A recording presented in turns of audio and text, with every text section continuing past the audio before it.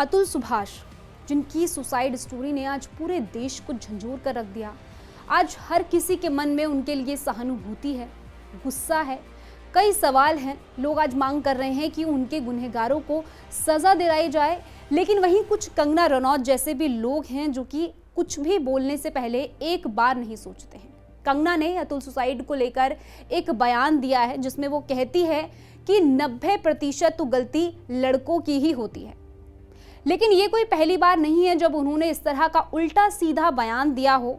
बताएंगे आपको कंगना की इस मानसिकता के पीछे की वजह, लेकिन उससे पहले आयुन भारत को जरूर सब्सक्राइब कर ले। स्वागत है आपका, मेरा नाम तान्या अधिकारी। बेंगलुरु के एआई इंजीनियर अतुल सुभाष के मामले ने सभी को हैरान कर दिया।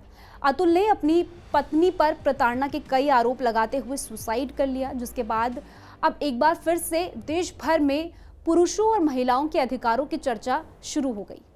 अपने बयानों के लिए विवादों से घिरी हुई बीजेपी सांसद और एक्ट्रेस कंगना रनौत भी इस बहस में कूद पड़ी। कंगना ने अपने ही अंदाज में पूरा ठीकरा पुरुषों पर फोड़ते हुए कहा कि ऐसे मामले में 90% पुरुषों की ही गलती होती है। लेकिन क्या वाकई ऐसा है, या फिर कंगना हर बार की तरह इस बार भी बिना किसी फैक्ट के बात कर रही है? इस सवाल का जवाब जानने के लिए आपको कंगना के पास्ट में जाना होगा। शायद कंगना का पास्ट ही इस तरह का रहा है जिसके आधार पर वो इस तरह के बयान दे रही है। कंगना के पास्ट में कई अफेयर्स रहे हैं जिसकी लिस्ट कोई छोटी मोटी नहीं है। डॉक्टर से लेकर एक्टर तक कंगना डेट कर चुकी है। कंगना जब महज 17 साल की थी तो उनका नाम एक्टर आदित्य पंचोली के साथ जुड़ा था। उनके साथ लिव इन में रहते हुए कंगना ने आरोप लगाया था कि उन्हें शारीरिक हिंसा का सामना करना पड़ा है, जिसके बाद वो इस रिश्ते से बाहर आ गई। इसके बाद कंगना शेखर सुमन के बेटे आदित्य सुमन के साथ भी रिलेशन में थी। दोनों ने एक दूसरे को लंबे समय तक डेट किया, लेकिन शेखर सुमन दोनों के रिश्ते से के खिलाफ थे, जिसके बाद दोनों का ब्रेकअप हो गया। इसके बाद कंगना का नाम UK based doctor Nicholas Laughter के नाम से भी जुड़ा, लेकिन उनका ये रिश्ता भी ज़्यादा लंबा नहीं चल सका और ब्रेकअप हो गया।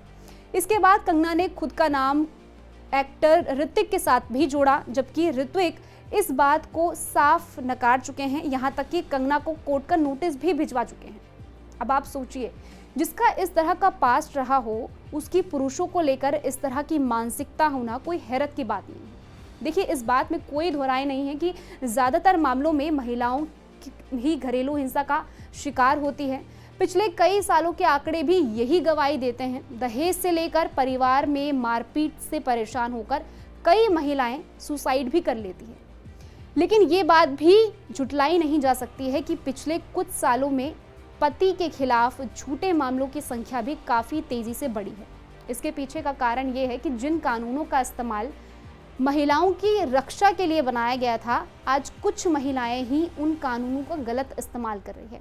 और इस तरह की घटनाएं आप शहरी इलाकों में ही देखेंगे, जहां कुछ महिलाएं इन कानूनों का मिसयूज करके पुरुषों के खिलाफ ढाल बना रही हैं। ये एक कड़वा सच है कि आज ऐसे कानून यूज कम, उनका मिसयूज ज़्यादा हो रहा है। यहाँ तक कि इसे लेकर हाईकोर्ट से सुप्रीम कोर्ट तक चिंता जता चुका है और कुछ मामलों में फैसला भी सुनाया जा चुका है।